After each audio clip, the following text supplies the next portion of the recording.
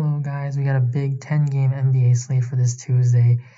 Looking at the first game, the Knicks against the Cavs. For the Knicks side, Alec Burks is questionable, and they already have a lot of injuries here. So if Alec Burks were to miss this game, I think Elfrid Payton is going to be a very intriguing option, going to be the best option for this team because his minutes, they were down the first two games because he just wasn't playing well, and they were a lot healthier with like Quickly and obviously Burks and Ntilikina, Dennis Smith Jr. They had a lot of guards, but if Burks were to miss, Elfrid Payton's going to look pretty good.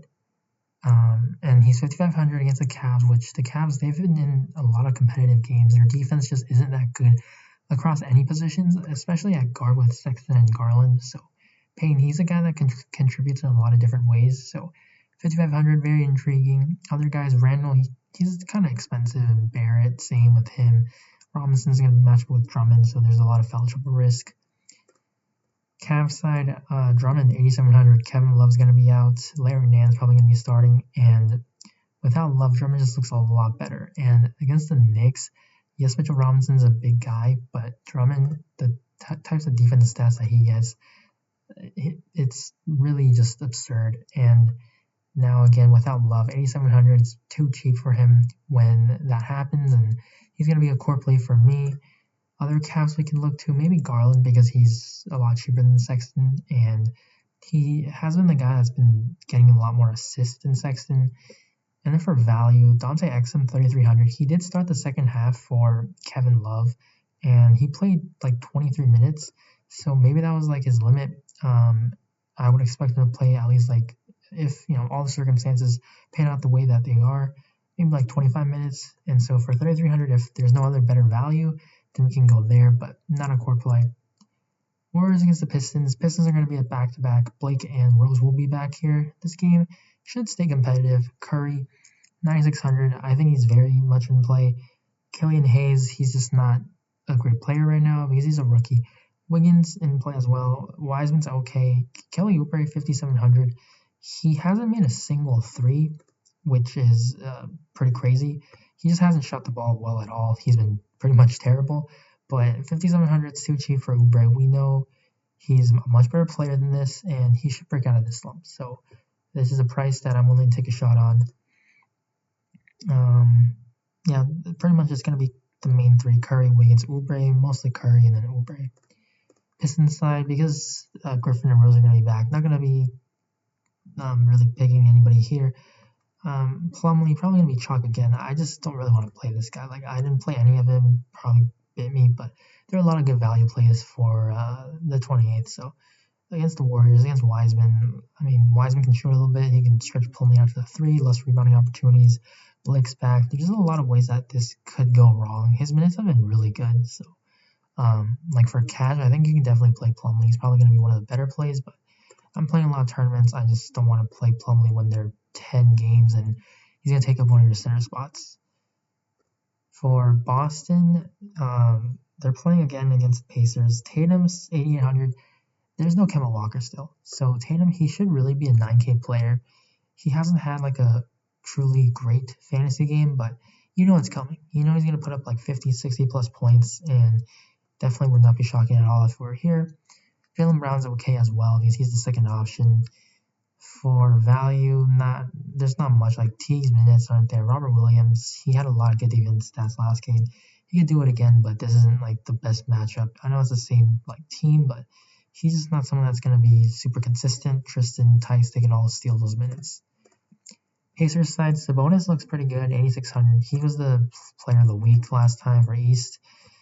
He's just really good. Plays a lot of big minutes. He actually fouled out on the 26th, and so Sabonis, he's like one of the better plays here against the Celtics. He can contribute in so many different ways, and this year he's going to be shooting threes as well. That's just going to be added value. So 8,600, very much in play. Malcolm Brogdon, 7,200. He looks pretty good. Oladipo's going to be back though, so usage probably going to be down across the board, but still 7,200. This is someone that just does a little bit of everything, so in play. Yeah, with Oladipo back, you can't really go to the Holiday brothers.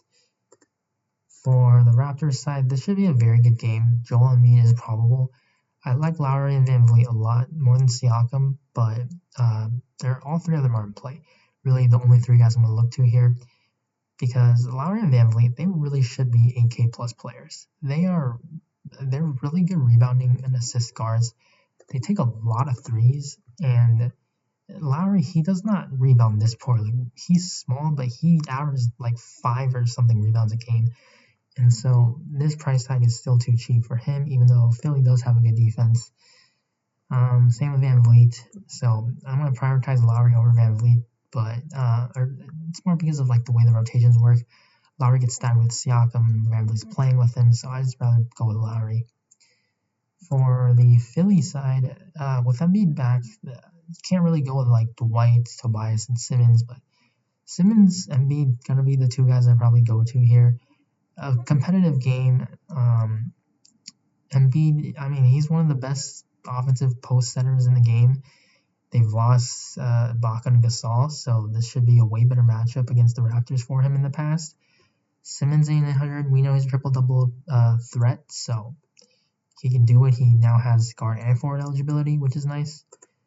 For Chicago, this is a pretty good game for fantasy. Two very poor defensive teams.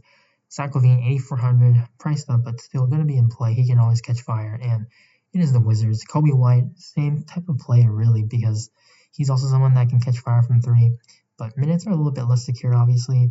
Thomas Satoransky is actually going to be a value play. If you're into revenge narratives, he used to play on the Wizards.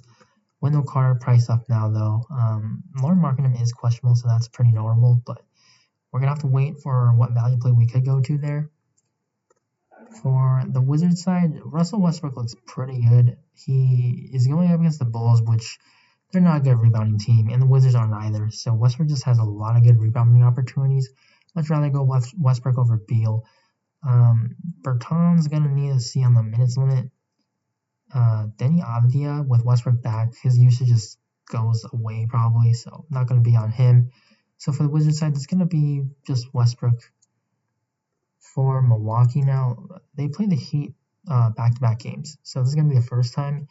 And Jimmy Butler is doubtful. So there's blowout risk, but the Heat are constructed so well, coached so well as well. So I can't really say that's going to blow out. I think this can be a very competitive game. Heat are at home as well.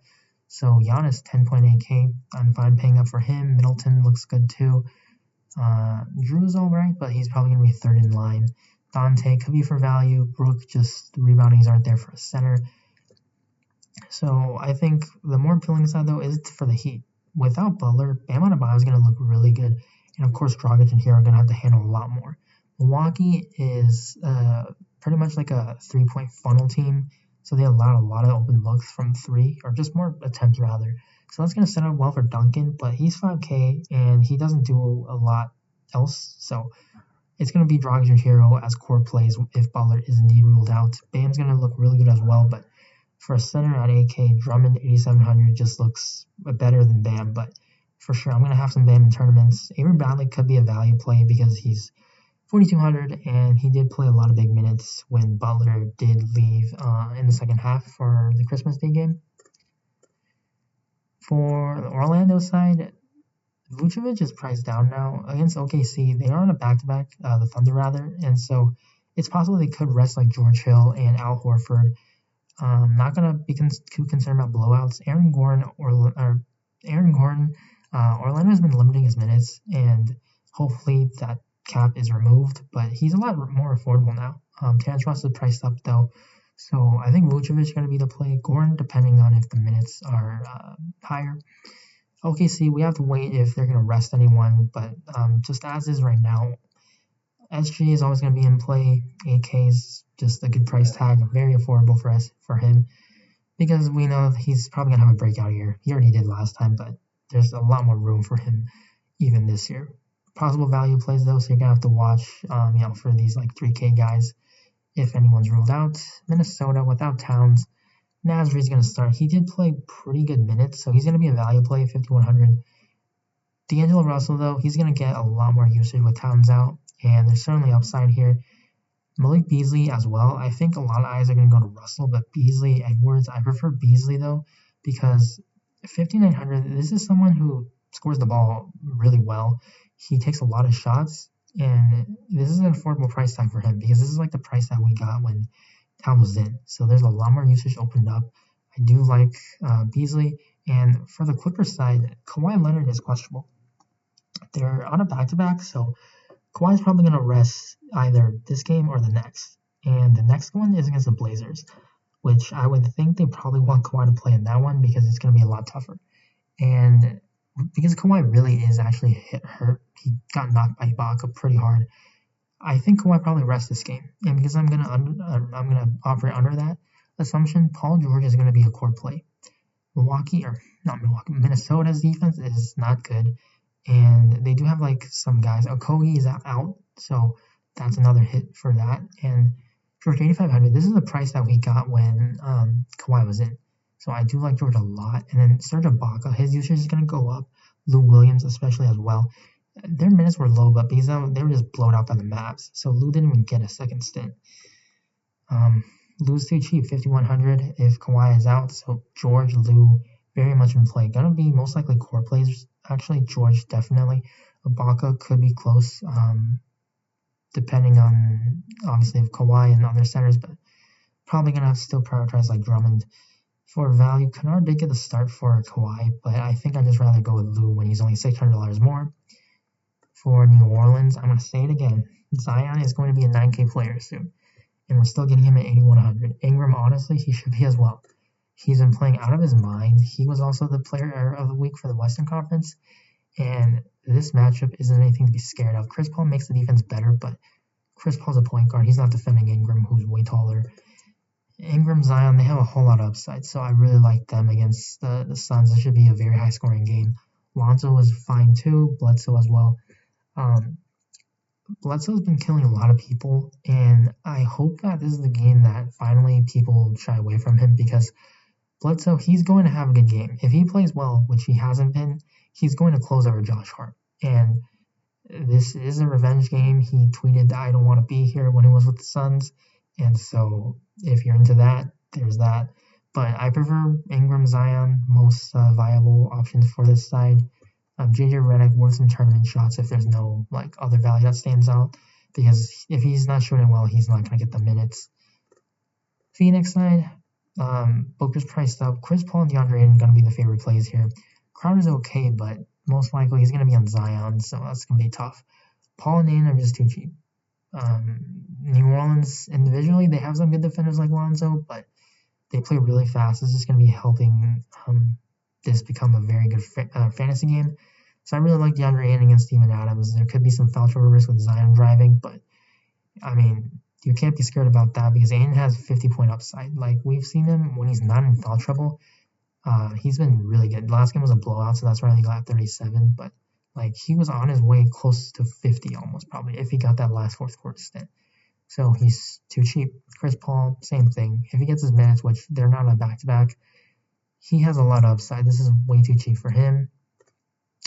And then for Denver, they're on a back-to-back. They played the Rockets tonight, but they didn't have to play the entire game. They didn't get full minutes because it was a blowout. Jokic's going to be in play. Jamal Murray hurt his head, so we'll have to watch if he sits out, but he did return the game, so probably going to be good for this one. Michael Porter Jr. in play, 6,400. Paul Millsap is kind of priced up, and there's a chance that he loses minutes because they could just go with like Murray, Harris, Barnes, MPJ, and Jokic.